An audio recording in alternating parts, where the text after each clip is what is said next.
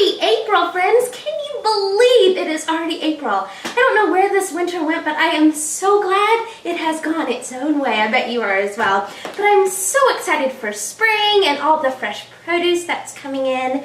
And I thought it would be fun for April to do soups and dippers. So kind of a play on the normal tomato soup grilled cheese sandwich, having a great bowl of some warm soup and something fun to dunk into it.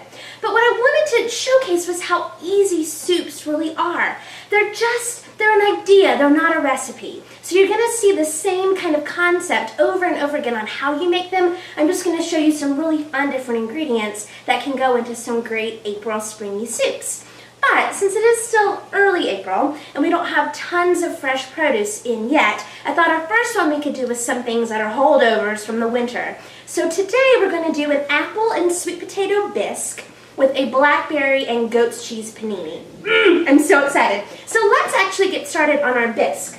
Now, what I've already done is chunked up some sweet potatoes and half an onion and some garlic. And I've roasted them in the oven, again, really high temperature, like 380, 385, for about 35 minutes. Now you can see they get some good color on them. That's fine. Color equals flavor, so don't be afraid to let them really kind of brown up like this. So that's all that I have here. Olive oil, salt, pepper, that's it. Roasted till golden brown.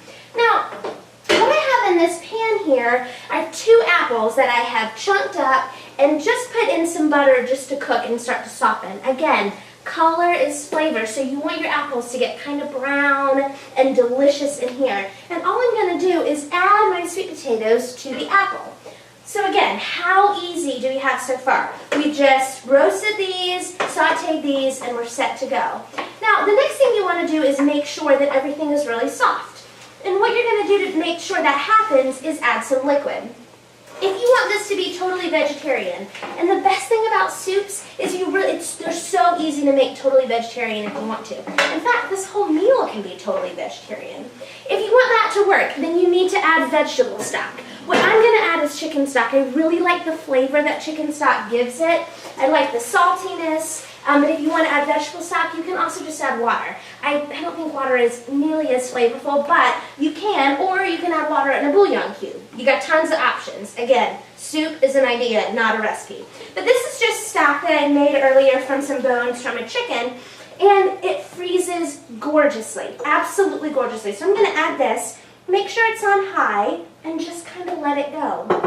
A fun thing about chicken stock, sometimes I get so frustrated when I freeze it in those big kind of gallon zipper bags, because how often do you actually need a whole gallon of stock if you're just wanting to make something small? You can freeze it in one of those old school ice trays, and then once it's totally hard and frozen, just pop it out and dump the individual cubes into your big gallon freezer bag. So easy, then you can just pull them out one at a time or 4 or 5 at a time and you're set to go. So much easier. So I'm going to let this cook and start to soften, and while that's going on, we're going to make these panini. Now I just have these rolls here, just a plain roll. You know what would really be delicious is brioche, if you have that. Oh my gosh, that really eggy kind of dense bread. But these are just a plain club roll.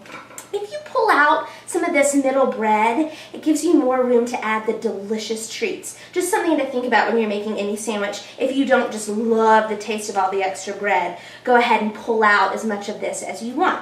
What that also helps with, if you're doing a panini, is it'll help the bread kind of flatten down more and get crispy on top, which is my favorite part. So this one is so simple. Goat's cheese and blackberry preserves. Now this goat's cheese that I've picked up has been peppered. Can you see that? There are those little coarsely ground pepper flakes on here that I love with the creaminess of the goat's cheese and the sweetness of the blackberries.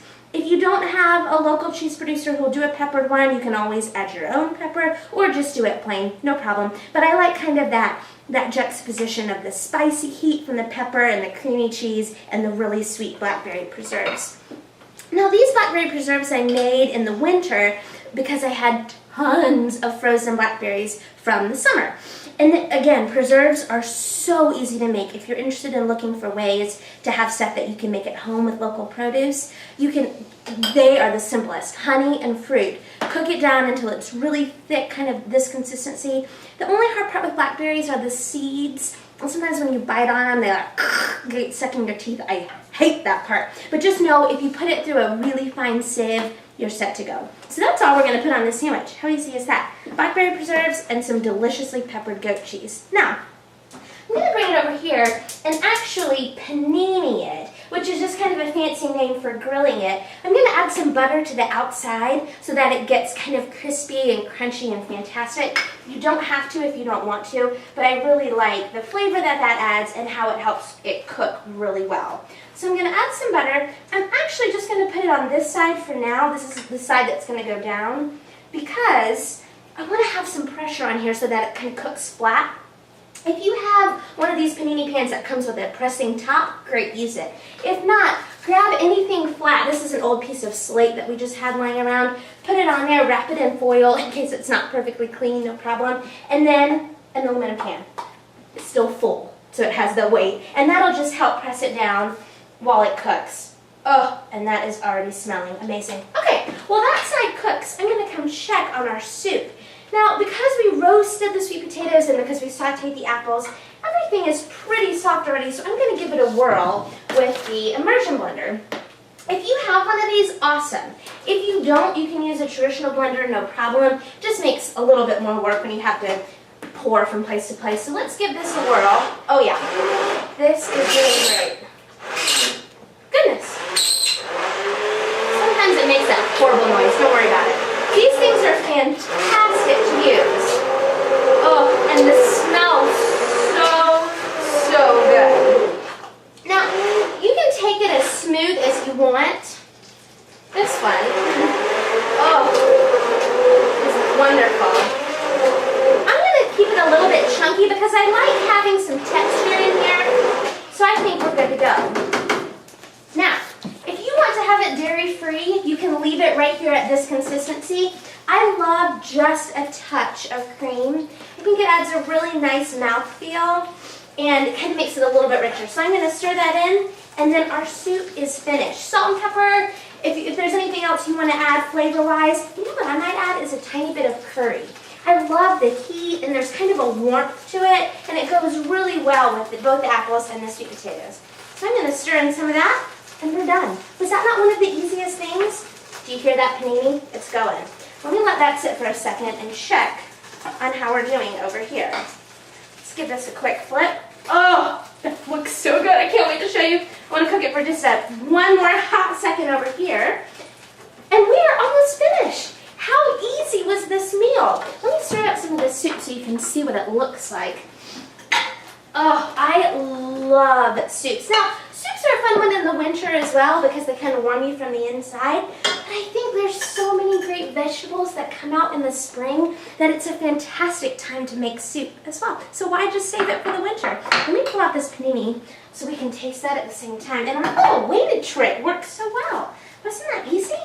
Oh, look at this. Whoops. Oh, it's crispy and crunchy and oozing. Look at the blackberry. Oh, I cannot wait to dig into our meal here. Thank you for joining me for our April soups. I hope you love what we've made, and I can't wait to see you next week for another awesome treat. Have a wonderful week eating locally. Bye!